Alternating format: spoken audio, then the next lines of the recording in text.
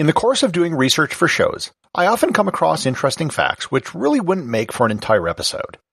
They're really interesting, but I'm not sure how I could turn it even into a short daily podcast like this one. So the solution was to create an episode where I could just randomly put all the loose ends together. With that, I bring you my very first Potpourri show on this episode of Everything Everywhere Daily.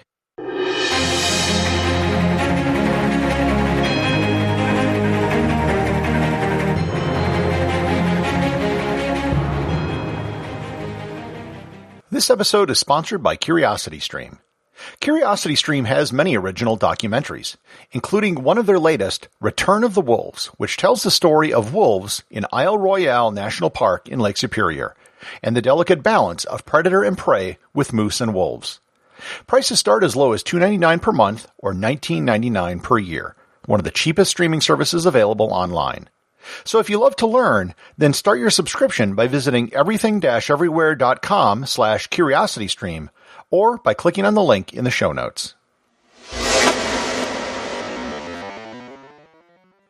The theme of this show, and I didn't really recognize it until I had put everything together, is survival. Surviving under very unique circumstances. The first story for this grab bag episode deals with an interesting question. Has anyone ever been hit by a meteorite? As in, has a rock which has been hurled from space entered Earth's atmosphere and then actually hit a human being on their body? The answer is surprisingly yes, and that person actually lived. The reason why it's surprising is that the actual space taken up by human bodies is quite small. Going under the assumption that you could fit 10 humans into a square meter, standing shoulder to shoulder, all 7 billion people on Earth could fit into New York City. Actually, the area is smaller than New York, and that doesn't include putting people in buildings or in subway tunnels. The odds that something would hit the Earth at the exact spot where someone is at that moment is incredibly small. Meteorites hit the Earth quite frequently, but usually it's in the middle of nowhere. In fact, calculating the odds is difficult because calculations include very large events which could affect a very large number of people, but those things rarely happen. On November 30th, 1954, at 12:46 p.m. local time in Oak Grove, Alabama, the only known case of a human getting hit by a meteorite occurred. Ann Hodges was taking a nap on her couch when a softball-sized rock slammed through her ceiling, hit a radio, and then bounced and hit her in the leg, giving her a large bruise. This is the only known confirmed case of someone getting hit by a meteorite that we know of. There was a case from 1677 in Italy where a priest was supposedly killed by one, but there's no real evidence behind it. Likewise, in 1992, a boy in Uganda might have been hit by a very small meteorite, which fell on him as it bounced down a tree, and that caused no damage whatsoever. And for everyone who's wondering, a meteor is something that is seen in the sky. A meteorite is when it lands on the Earth. So it's impossible to be hit by a meteor. You have to be hit by a meteorite. The next subject is about the luckiest or unluckiest man and woman in the world, depending on how you want to look at it. Violet Jessup was born in 1887 in Argentina to an Irish family and moved to the UK at the age of 16. When she was 21, she took a job working as a stewardess for the White Star Line on their passenger ships which crossed the Atlantic. In 1911, she got a position on the RMS Olympic, which was the largest civilian ship in the world at that point. On the ship's fifth voyage on September 20th, 1911, the ship collided with the HMS Hawke. There were no fatalities, and the Olympic managed to limp home to port. In 1912, Violet got a job on the brand new flagship of the White Star Line, the Titanic. And I think you know where this story is going. Violet managed to survive the Titanic disaster, continuing her streak. In World War I, she worked for the Red Cross and was a stewardess on the HMHS Britannic, which was converted into a hospital ship. On November 21st, 1916, the ship either was torpedoed or hit a mine, and it sank. Again, she survived, but this time she did suffer a head injury. So I think you know what I mean. Either she was really lucky because she survived, or really unlucky because she was on 3 ships and almost sank, or did. In the course of researching her, I came across the story of Arthur Priest. Priest worked as a stoker on ships, which fed coal to the boilers. He served on the Titanic, which he survived. He was then on the RMS Alcantara, which was sunk in 1916 by a U-boat, where he survived.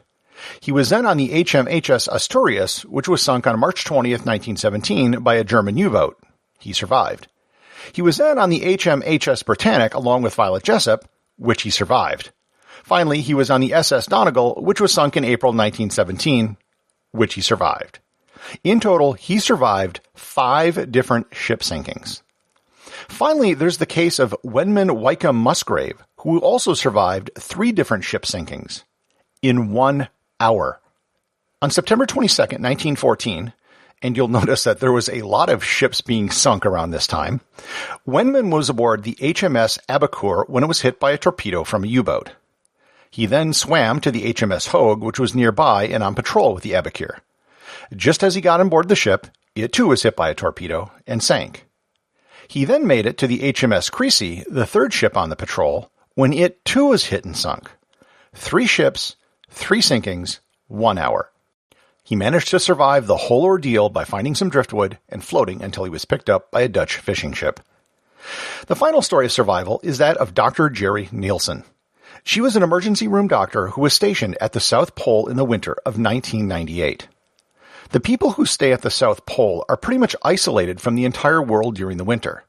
Planes can't fly there because there's no light and the temperatures are extreme.